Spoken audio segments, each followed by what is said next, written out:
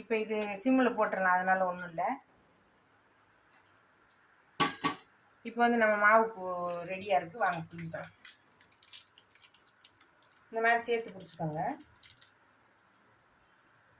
பாருங்க, புளிகிறேன் பாருங்க.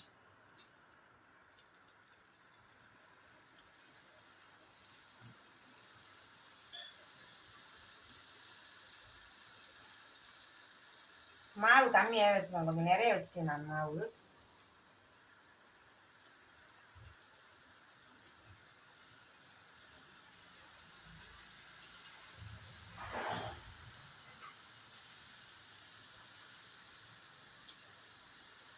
அடுப்பை நல்லா சிம்மில் வச்சுருங்க. ஏற்கனவே போட்டிருப்பேன் நான். இது வந்து அரிசி மிட்டாய், அது வந்து அரிசியில் செய்கிறது.